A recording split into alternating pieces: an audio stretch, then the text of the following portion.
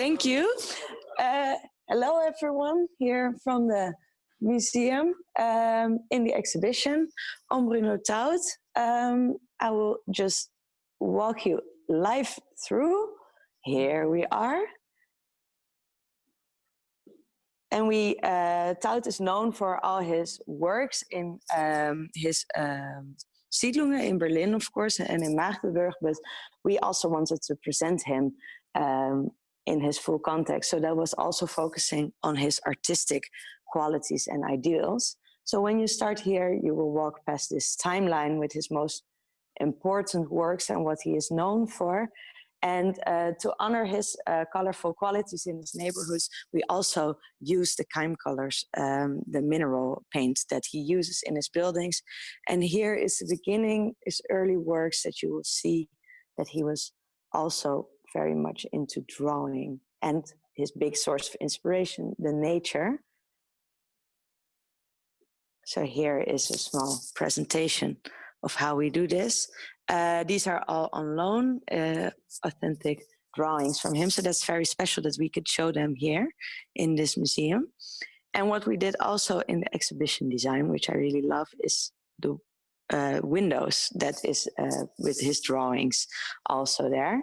And he's mostly known for his glass house that we see here, a very expressionistic building, was designed in 1914 for the German the Werkbund, and it was also to promote the use of glass as a new material. And you see it's also made of concrete. So those were all new materials in 1914, which is a very special model that we have here. It's one of his most famous works, but unfortunately it doesn't exist anymore. And this is a model made by the TU Berlin. Here you see his glass cage, which was also a very artistic idea. You would walk in here, you would see all these lights and the mirrors, and then with the glass, colored glass as well, it was one festive light dome. And then when you would walk downstairs here, you would walk actually past the waterfront, and then behind there you see also the colored mosaic figures also made of glass, and then the waterfall was next to the stairs. So it was one big expressionistic honor of the glass and using the glass as a material. And his idea was it should be so pretty that people come here and it was a place for spiritual reflection. And the fascination for glass is also to be seen here in his glass toys that he made for children, not very child-proof because most of them don't exist anymore. But his idea was like you have the little farmers things that you can make your own little villages, but then for children to create entire cities of glass, and it was called Dandana. And then here is some attention to his socialistic beliefs. He also founded the Arbeidsraad voor Kunst, which was a very big movement just after the First World War to claim for more power of the arts in political power. And this idea came after in the Weimar Republic. But that didn't really work out. But his ideas were still, it was based on the ideas that was happening in Russia with the Arbeidsraad. So there you see his socialistic ideas that he had, and he wanted to make a beautiful world for everyone. So here is also drawings that we have for also crystal palaces, because when it turned out it didn't work to make art accessible for everyone, he was just drawing to his imagination, and together with other artists like Hans Scharoun and Herman Finsterlin, they were all creating these very expressionistic ideas, and it was all part of this whole movement right in the beginning of the Weimar Republic, where there was not work very much in reality because there was a big economical crisis, but there was a lot of ideas to do, and pushed by all the socialist beliefs, they wanted to create a beautiful world for everyone. So here is also a big cosmos big bang kind of what he made, which we have here in this hallway. And then you walk here in the second room. I hope everyone can see it great. And this is more focusing on him as a builder. And then we start here with his works that he did in Magdeburg. I'm not sure if everyone is familiar with this, but he created, he was appointed city architect, city architect. And it was in 1921, so there was still not that much money available, but he was appointed there, and he made a big impression by creating all these colorful buildings. And he did that because, well, painting was cheaper than building, so it was possible to give the city a big metamorphosis in the 1920s. And this was very well published also. Also in the Netherlands, people were so interested and were thinking, what is happening here? So here we see a photograph of a facade that he made together with artist Carl Krill. And then here is a face of a Dutch artist, Jaap Gidding, who was so inspired after he visited them both in Magdeburg. So there was also a nice connection between the two. And then here, also some of his colorful work that is known. And this, all this work in Magdeburg gave him a push to be able to work here. I will walk here, sorry, to work in Berlin after the city expansion in the 1920s. And then here's the map. And then you see actually in the center, that was Berlin Central, but then around it is where he built. It was more than 25 siedlungen that he created. So that is very much, more than 10,000 homes. And all the areas are, almost all of them are very colorful. So we have them here as well. And the photographs, because of course you cannot really show how well the colors are in real life, but then with the photographs we made them. And we display this also with a few models. So here you see this, a lot of green in this model. It's an older model from the Stadtmuseum in Berlin of Gartenstadt Falkenberg that he created. Also colorful houses. The colors aren't as bright anymore as they used to be on the model, but you see that he has also a lot of space for the gardens, and the whole idea of the garden city was something that he admired. And this idea of creating these colorful areas was creating one, area that people felt connected to, but also creating individuality by painting every house in a different color. And he was really, he really wanted to have this social cohesion. So also for Gartenstadt Falkenberg, we have this flag that he made in 1919. So it's 101 years old, but we still got it here, luckily.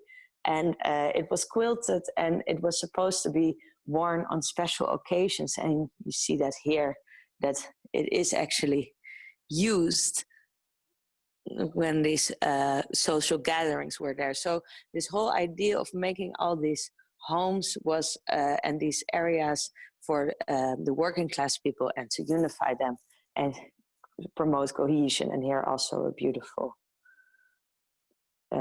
photograph of the Gartenstadt Falkenberg. So that was his ideas and his beliefs for the areas that he was building, but he also had ideas of this, how to live in the house. So not only the house as a neighborhood. And here's a very special model that we have of his own living house that he made in Dahlewitz outside of Berlin. And I hope you can see this colorful interior, the red for the calm in the living room. Then you go up the stairs, green in the bedroom, blue here. And even these are the ceilings, the floor of the ceiling were also painted. So it was one colorful arrangement. And also in this very unique, like triangular house, which is not seen so much. And he published all of these ideas also in his books, where he made beautiful covers. For example, this, Ein Wohnhaus, or Die Neue Wohnung, that we see here. And he had all these ideas about how to live efficiently. So here is the kitchen that he created in the 20s for the Uncle Tom's Hütte. You had to have your rice and stuff all close by, a foldable table, a chair. So he was really thinking of how to be super efficient. And what he did for that was also creating all these walking paths. So how to live responsibly. So he was really a big name in the architectural field. But then, unfortunately, of course, we know the history. In Germany, 1933, after the Reichstagbrand fire, it was not so great anymore for people who had communistic or socialistic tendencies. So Bruno Taut fled, maybe you can see here already, he fled to Japan, where he could work from 1933 to 1936. It wasn't possible to work as an architect as much, but he did create all these objects, which is very unique if you see his style before. So he was working together with local craftsmen to create a kind of synthesis between modern needs and traditional crafts, and he was working with local craftsmen as well. And here are some of the beautiful drawings that are very unique from the Academie der Künste on loan that he made in his time in Japan.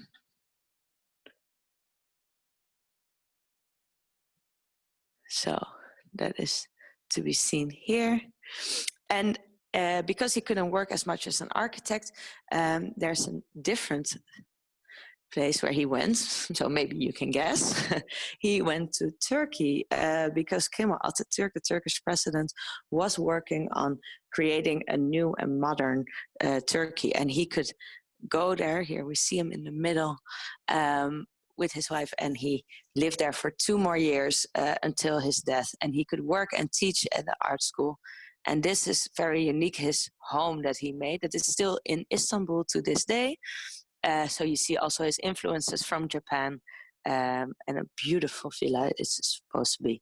Here are some schools that he designed. And the stairs, which I really love with the spiral as well. And as I showed you before, this was for the president Kemal Atatürk, who passed away in November 38. And he was, there was a kind of death for his burial. And this was designed by Bruno Taut. So that is a really big honor for someone who was not from Turkey. And then we go here to this hallway. And here, a nice touch in the hallway, all the doors that this Taut designed in the Hufeisensiedlung in Berlin. Very nice and colorful, and all very different.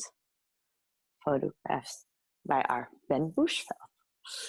And then here in the final room, we have a rainbow room dedicated to Taut, of course, with its colors, but also because there is an area in the Netherlands that is called the Rainbow District, and it was built in 1998, and it was built as a tribute to the work of Bruno Taut. So it was also built due to a big color scheme as well. So this is also a nice relationship to the Netherlands that his legacy lives on, of course, after he died in 1938. A lot of artists and architects are still very much inspired by him. So that's also why we made this presentation of all the books that were published in different languages on Taut. So Japanese, German, of course, but also in Dutch, and our publication that we made as well. Oh, no. Yes. So I really wanted to thank you all for your time, and hopefully I've given you a nice view of what our exhibition is. It's really the first time in more than 20 years that there is attention drawn to Bruno Taut in the Netherlands. And there was a lot of communication, and Taut was also a big influence for Dutch architects. So that is really nice that I could join here in this digital webinar.